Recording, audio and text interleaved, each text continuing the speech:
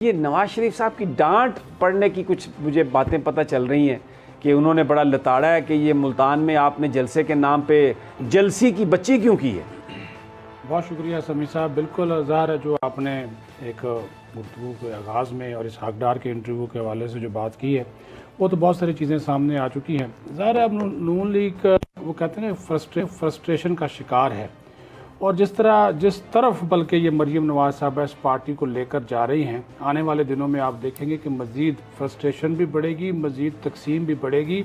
आप ये देखिए पार्टी का सदर अपोजिशन लीडर बात करता है कौमी डायलॉग की, नेशनल डायलॉग की बात करता है और वो कह रहे हैं जी तमाम सियासी कुव्वतों को बैठना चाहिए। उसके मातहत उसी की जमात की नायब सदर उसके बयानिए से इख्तलाफ करती है।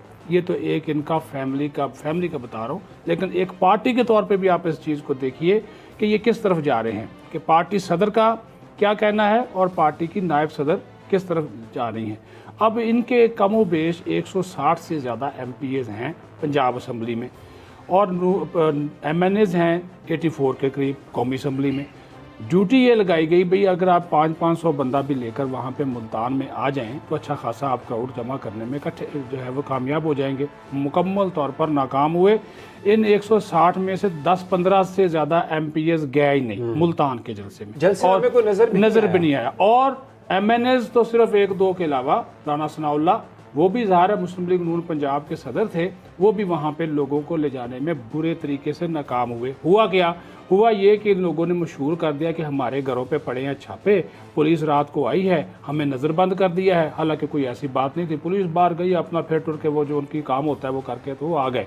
तो अक्सर ने तो खुद ही फ्रेंडली गिरफ्तारी भी दी, अक्सर इनके MPAs ने फ्रेंडली गिरफ्तारी भी दी, हमें नहीं निकलने दिया। अगर नवाज शरीफ का जो टेलीफोन था राना सनाउल्लाह को और मरियम नवाज को वो यही था कि ये आपने किया, मैंने तो आपसे कहा था कि 1000 बंदा लेके जाएं, आज 500 भी नहीं एक बंदा आप MPA ले जा सके। आप पार्टी के सदर हैं पंजाब के राना साहब, तो ये आपने क्या किया? वहाँ पे तो पीपल्स पार्टी के वो हम जिनका वजूद नहीं है उनके मुझे झंडे नज़र आए हैं, मुझे JUI के आए हैं और जमातों के आए हैं। हमारी जमात के झंडे कितने थे? 2000 लोग भी आप वहाँ पर इकट्ठे करने में जो है वो कामयाब नहीं हुए। तो अच्छी खासी उन्होंने डांट जो है वो पिलाई है राना सनाउल्लाह को भी और मरियम नवाज साहबा को भी। अब इसका एक दूसरा पहलू भी है समी साहब कि कमो बेश इनकी जमात के अंदर जो तफरीक का जो सिलसिला है, वो तकसीम का सिलसिला है, वो आने वाले दिनों में आप मज़ीद देखेंगे। 5 तो पहले मुनहरफ हो गए थे, 9 मज़ीद मुनहरफ होने को तैयार बैठे हैं। गुज़श्ता दिनों अलीम खान 9 बंदों को लेकर पंजाब हाउस में आए, एक अहम शख्सियत से मुलाकात हुई और इनका तलक भी वस्ती और जनूबी पंजाब से, और उस मुलाकात में वो 5 MPAs भी मुनहरफ जो है वो शामिल थे जो इन बाकी 9 को लेकर आए। कहने का मतलब ये है कि इनकी तादाद आस्ता आस्ता बढ़ रही है। जो आप बयानिया की बात कर रहे हैं ना, बिल्कुल इनका बयानिया ठोस हो रहा है नून लीग का, इस वजह से कि जो मरियम नवाज साहबा जिस तरफ इस पार्टी को लेकर जाना चाह रही हैं उस तरफ इनके अरकान पार्लियामेंट नहीं जाना चाह रहे। उनको भी पता है कि यह तबाही का रास्ता है और वो समझदार बंदा है। उसने बात की, चंद दिनों के लिए पैरोल पे रहा हुआ शहबाज शरीफ, उसने फिर नेशनल डायलॉग की बात की, लेकिन उसकी सारी कीर्ति कराई जो मेहनत है उस पर। लेकिन फिर एक सवाल तो यहाँ पर ये है, कल मेरी बाबर अवान साहब से भी यही बात हो रही थी, वो कह रहे थे कि नेशनल डायलॉग की तो वो बात करते हैं, पर नेशनल डायलॉग किस चीज़ पर? वो कोई ना इलेक्शन रिफॉर्म पर नेशनल डायलॉग चाहते हैं, ना कोई आइनी तरामीम पर नेशनल डायलॉग चाहते हैं। वो तो नेशनल डायलॉग चाहते हैं कि नैब को ख़त्म कर दिया जाए, और वो हम नहीं कर सकते। तो फिर ये तो नेशनल डायलॉग की जो तजवीज़ है विदाउट एनी एजेंडा, विदाउट कि किन चीज़ों पर डायलॉग होना है, तो ये तो एक बिल्कुल इसका तो इतना बड़ा नो है, ये नो, इसका तो कुछ भी नहीं है। और दूसरा मुझे थोड़ा सा आप बता दें, आप क्योंकि बहुत इनसाइड आपके पास इंफॉर्मेशन होती है, ये चौधरी निसार साहब गए वहाँ पर, ये किस तरह से मुमकिन हुआ? और फिर छोटे पाजी ने बड़े पाजी से फ़ोन पर क्यों नहीं बात करवाई? हाँ समी साहब, ये भी बड़ा एक अहम पॉइंट है कि काफ़ी अरसे बाद ये मंजर आम पर आए हैं चौधरी निसार। ज़ाहिर है उनकी वालदा का इंतकाल हो गया, शहबाज शरीफ और नवाज शरीफ की वालदा साहबा का, उनके साथ उनके भी ताल्लुकात थे। तो शहबाज शरीफ से रबते के लिए उन्होंने इस्तेमाल किया जो उनके आजकल करीबी अजीज़ भी हैं, chairman public accounts committee Rana Tanveer, उनकी अजीज़दारी जी, अजीज़दारी रिश्तेदारी जी, बल्कि अब तो रिश्तेदारी में तब्दील हो चुकी है। वैसे तो सारे अमीर लोग ये सारे एक दूसरे के रिश्तेदार हैं दूर नज़दीक से। अच्छा, अमीर आदमी की रिश्तेदारी जो होती है ना, चाचे के बेटे के माओ के पता नहीं आगे से, वो भी बड़ी पक्की होती है। और गरीब आदमी चाहे फर्स्ट कज़न भी हो उसको कोई पहचानते सही नहीं। बात है। फिर वो साबिक स्पीकर याद सादक से उन्होंने कहा कि मैं आना चाह रहा हूँ, मेरा मैसेज दे। साद रफीक से भी रब्ता किया गया, फिर साद रफीक ने बात की खुद शहबाज शरीफ से अच्छा। कि चौधरी निसार आना चाहते यानी हैं। बड़े ख्वाजा साहब ने हाँ। पाजी से खुद बात जी की। जी, उन्होंने कहा कि पाजी मेहरबानी करो, उन्होंने आन दवाना। उन्होंने कहा ठीक है जी आ जाए। वहाँ पर गए हैं और उन्होंने कहा जी मैं बात करना चाह रहा हूँ मियाँ नवाज शरीफ साहब से, मैंने ताज़ियत करनी, अगर आप उनको टेलीफोन कर दें। तो उन्होंने शहबाज शरीफ साहब को पता था कि नवाज शरीफ ने बात नहीं करनी चौधरी निसार से, तो उन्होंने कहा अच्छा चले अभी लोग उठते हैं फिर बात करते हैं।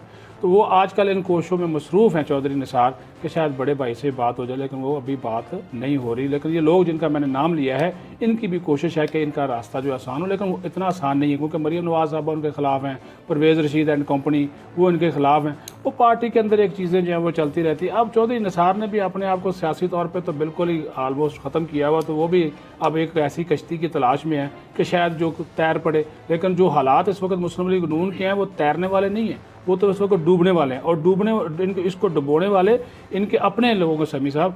और इसमें जैसा कि मैंने आपको बताया, ये देखिए ये आस्ता आस्ता ये लोग आ रहे हैं, उनको अपने हलकों के लिए फंड्स चाहिए भाई। वो उसने इलेक्शन लड़ना, आगे बलदियाती इलेक्शन होने हैं, तो वो MPA जो बेचारा एक पैसा उसके पास नहीं है, मुल्क के हालात आपके सामने, अगर उसको गवर्नमेंट का कोई फंड तरक्याती मिल जाता अपने हलके में लगाएगा, वो कल किसके प्लेटफॉर्म से इलेक्शन लड़े वो एक अलग कहानी है। लेकिन वो उसको ये समझ आ गई है कि नून लीग में अगर रहा और इसी बयानी पे अगर हम चलते रहे तो हमारी तो नहीं सुनी जानी। तो आस्ता आस्ता लोग जो है ना वो अब ये मिल रहे हैं। और अभी एक उसमें ये है कि अब ये 9 के जो 9 लोग हैं, अब इनकी 1-on-1 जो मुलाकातें आने वाले दिनों में आप देखेंगे करवाई जाएंगी उस्मान बुज़दार से।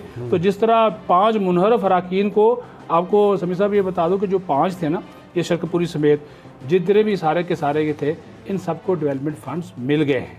ये वो दे दिए गए, पंजाब के खाते से दे दिए गए। अब इन 9 को भी यकीन दहानी कराई गई कि इनको मिलेंगे। देखिए हर बंदा अपना हल्का देखता है, अपना इलाका देखता है। जब उसका वोटर उसको गालियाँ देगा कि भाई जनाब महंगाई भी इतनी हो गई है, और सड़क नहीं खास बनी। तौर पे जब इस बात का इम्कान है कि अगले 4-5 माह के बाद लोकल बॉडी हो सकते हैं, तो ये जो फोकस उस पे है, तो ये जो माली इमदाद होगी, गलियाँ, सड़कें और वहाँ पर छोटे छोटे और जो तरक्याती वैसे भी समी साहब उनको ये अकल आ ही गई है इस बयानी से उन्हें क्या मिलना है, जो कि सिर्फ ज़ातियात पे मबनी है, सियासियात पे मबनी है। चले ज़रा अनवर अब्बास बड़ी देर से बैठे हुए हैं कि ऐसा ना हो कि उठ के चले ही ना जाएं, खफा ही ना हो जाए हमसे, क्योंकि मैं आता हूँ आपसे, मैं बात करूँगा जो नून लीग का जो लाहौर का जलसा 13 दिसंबर को जो वो करने की कोशिश कर रहे हैं, उस हवाले से भी बयानबाजी है। और आज मैं सुन रहा था राना सनाउल्लाह साहब को कह रहे थे कि वो जो जलसा है ना, बाकी तो छोड़े, वो जो जलसा है ना, यूं करके कह रहे थे कि वो जलसा जो है उड़ा के रख देगा। हमारे बड़े दोस्त हैं, बड़े अच्छे हैं राना साहब, बड़ी इस वक्त डाई हार्ड किस्म के और बड़े दिलो जान से वो फरीफ्ता हैं शहबाज साहब पर और नवाज साहब पर, उन्हीं के लिए सारा काम कर रहे हैं। लेकिन अब 13 दिसंबर को जलसा क्या तब्दीली लाता है, ये बहुत बड़ा एक चैलेंज है।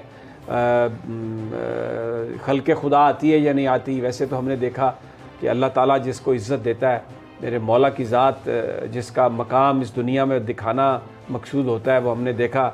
एक मर्द कलंदर था, मर्द दरवेश खादिम हुसैन रिजवी, वो जब आया मीनार पाकिस्तान, किसी टीवी ने नहीं चलाया, किसी ने कोई इश्तिहार नहीं दिया, किसी ने कोई गाड़ी नहीं दी, लेकिन वहाँ पे तिल धरने की जगह नहीं थी।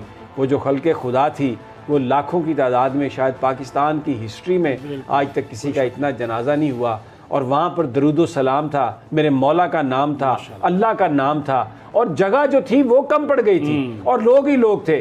फिर हमने देखा मरियम नवाज साहबा की दादी, अल्लाह ताला उन्हें जन्नत नसीब करे, वो एक पॉलिटिकल पर्सनैलिटी थी।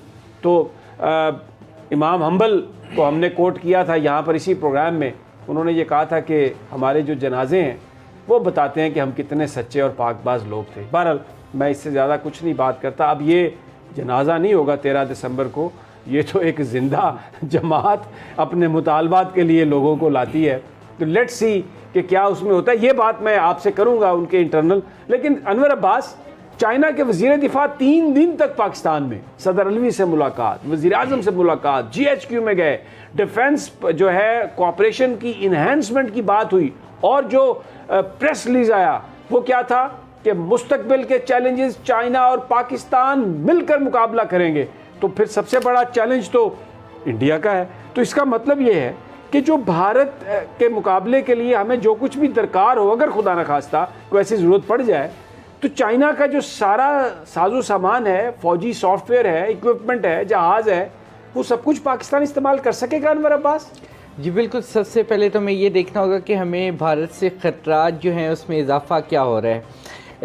इंडिया जो है इस वक्त रशिया से S-400 मिज़ाइल सिस्टम लेने के लिए कोशिश कर रहा है। S-400 मिज़ाइल सिस्टम एक माना हुआ मिज़ाइल सिस्टम है, और इसी तरह वो FGFT प्लेन्स रशिया से लेने की कोशिश कर रहे हैं, जो कि स्टेल्थ टेक्नोलॉजी की एक किस्म है। उसको काउंटर करने के लिए पाकिस्तान के लिए इंतहाई ज़रूरी है कि वो अपनी डिफेंस कैपेबिलिटीज़ में फौरी तौर पे इजाफा करे। जो हमारे पाक फ़ौज हैं, मुसल्लह फ़ौज हैं, नो डाउट कि वो अपनी इस्तिताअत के मुताबिक बेहतरीन कर रही हैं, लेकिन हमें मुस्तक़बिल के ख़तरात से निमटने के लिए हमें मज़ीद टेक्नोलॉजी और उस तरह के इक्विपमेंट की ज़रूरत है जो कि भारत के इक्विपमेंट का मुकाबला कर सके। उस तनाजुर में ये जो दौरा है ये इंतहाई अहमियत का हामिल है। इसमें पाकिस्तान चाइना से जो तैयारे हैं FC-31 उसके हवाले से भी बातचीत हो रही है, जो कि स्टेल्थ टेक्नोलॉजी के, जो कि मल्टी रोल सलाहियत रखते हैं। 4.5 जनरेशन के ये तैयारे हैं और ये मुकाबला कर सकते हैं, ये रफ़ाइल को बीट कर सकते हैं। ये रफ़ाइल तो बहुत छोटी चीज़ है। ये जो FGFT प्लेन्स इंडिया रशिया से ख़रीद है, जो कि नेक्स्ट ईयर भारत को तवक्को कर रहा है कि उसको डिलीवर होने शुरू हो जाएंगे, ये उनका मुकाबला भी कर सकेंगे।